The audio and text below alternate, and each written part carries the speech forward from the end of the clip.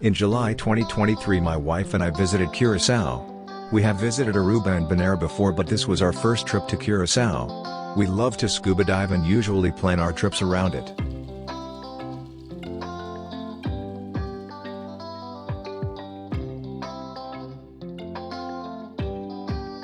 We stayed at J&L Resort.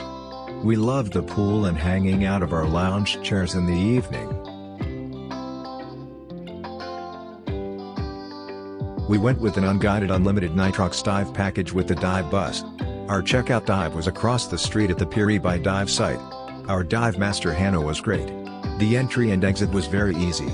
Hannah quickly found a seahorse and pointed it out to us.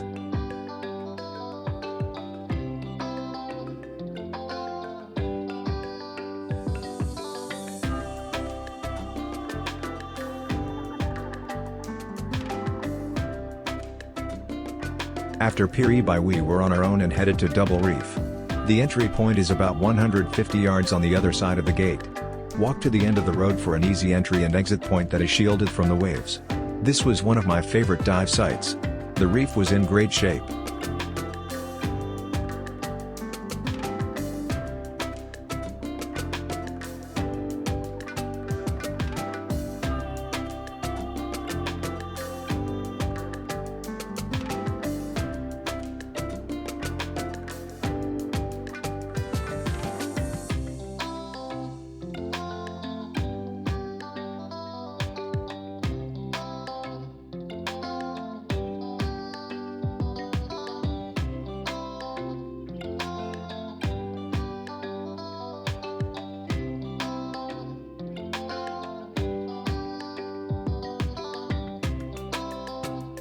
Atlantis entry was at the end of the dirt path but was pretty easy. Stay on the other side of the harbor wall to avoid any boats coming into the dock.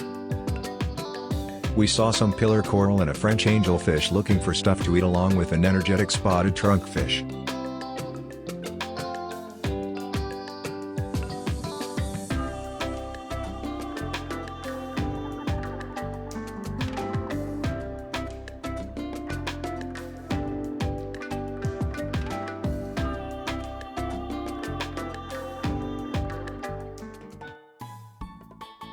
Playa Jeremy had plenty of parking and a security guard to keep watch over everything. It had steps down to the beach that were easy to walk up or down with gear.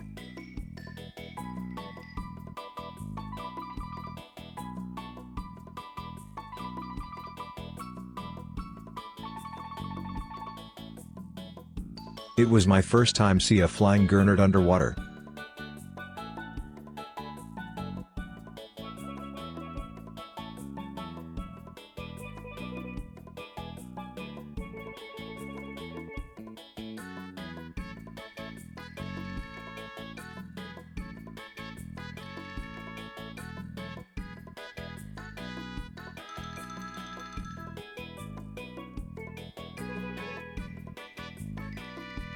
Playa Culki, also called Alice in Wonderland, had a small parking lot, but there was also parking along the road. Divers can pull in to drop their gear and then go park. There was steps down to the beach and a very easy entry to the water. There were plenty of blue tang and rock beauty fish to keep things interesting.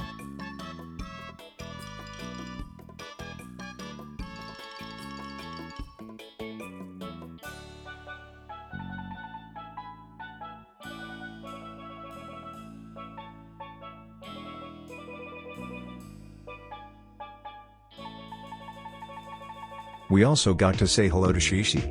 She can be found all over the island.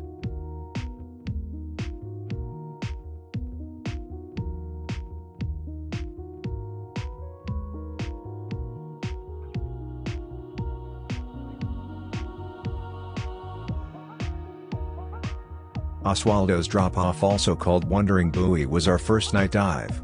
We saw several crabs and lionfish enjoying the darkness.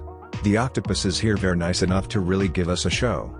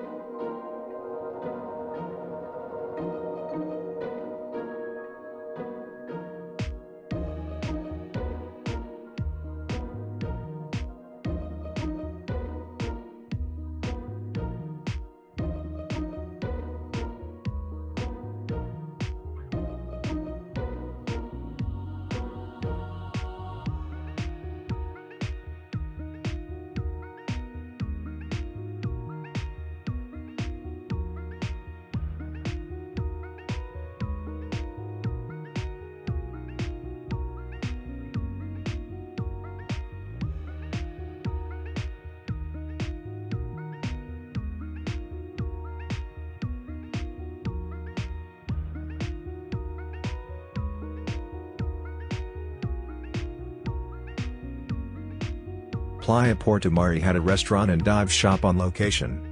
They also had covered parking if you get there early enough. There was a $3 entry fee and it was worth it. For a little extra you can get a lounge chair and get some sun. As you can see, the entry and exit were very easy. The dive shop was very friendly and gave us several suggestions on how to dive it and what to look for. We went through the middle and dove along the wall on the outside and didn't see much. We found the green moray and the trumpet fish in the shallows on top of the reef.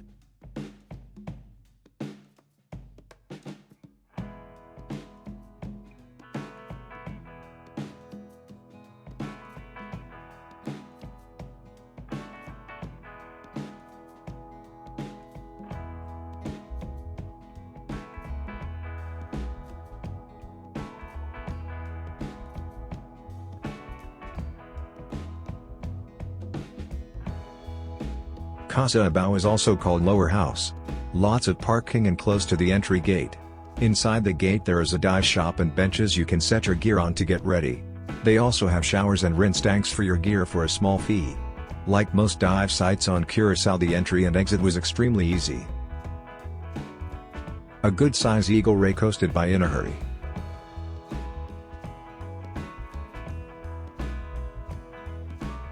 Lots of health branching vase sponges, sea anemones.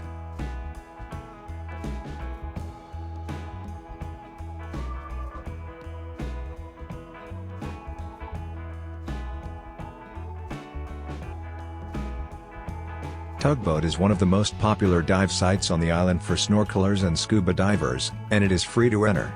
It's just a few yards offshore and sits in 15 feet of water. The tugboat is covered in coral and sponges. Lots of colorful reef fish call it home. It was a great shallow dive.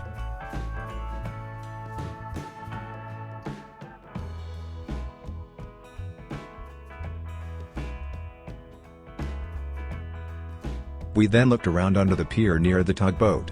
We had heard rumors that seahorses like to hang out there, but we didn't find any.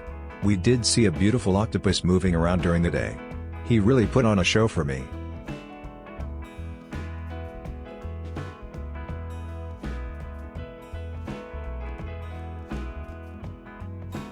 I spotted a smooth trunkfish swimming next to some old Jane and a peacock flounder swimming away.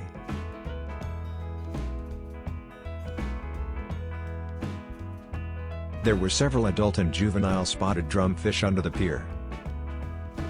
Watamila is on the west end of the island and is only accessible by boat.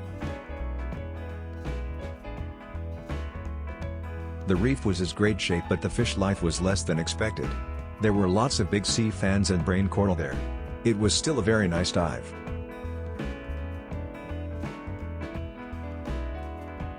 Playa Lagoon was the next stop on our adventure on the west end of the island. Playa Lagoon had plenty of parking and it was free to get in. Dive shop Dive Lagoon was on location and a great restaurant across the street.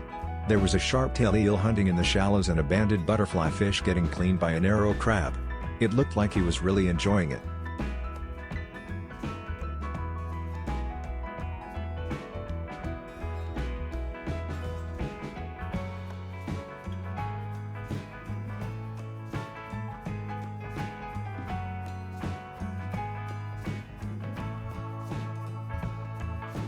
Directors Bay dive site was also free and had paved parking with security on location.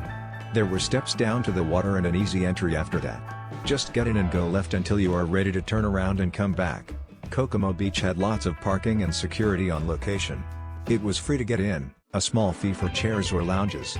There was also a dive shop, bar and a restaurant there to get something to eat or drink. There was a large rope extending from the beach down the reef, making it easy to find your exit.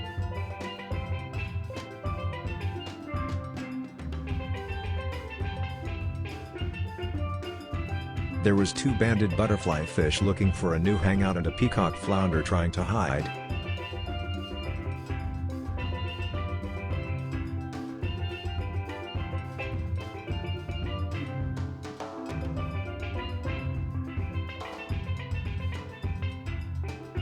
A couple of Christmas tree worms hanging out on a yellow sponge.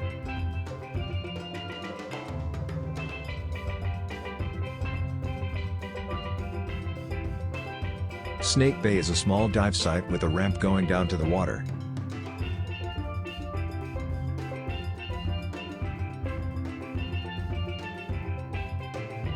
We spotted moray eel just sticking his head out to say hello to the lionfish nearby. Fort Beekenburg was built in 1703 on Curacao to defend the island. The fort is named after Nicolaas van Beek, who was governor between 1701 and 1704. The fort was able to withstand several attacks by French and English troops in the 1800s. It was a great place to watch a sunset. The Queen Emma Bridge is a 548-foot pontoon bridge across St. Anna Bay. The bridge was built in 1888 and has been completely renovated several times. The last time was in 2006.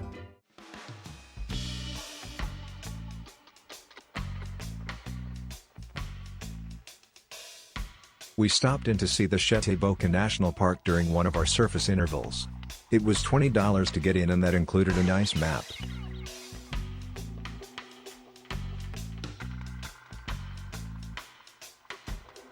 As you can see, this side of the island is too rough to dive. But I can't help to wonder if there is anything cool to see down there. Hard sole shoes for walking around are suggested. We completed 17 dives in 6 days.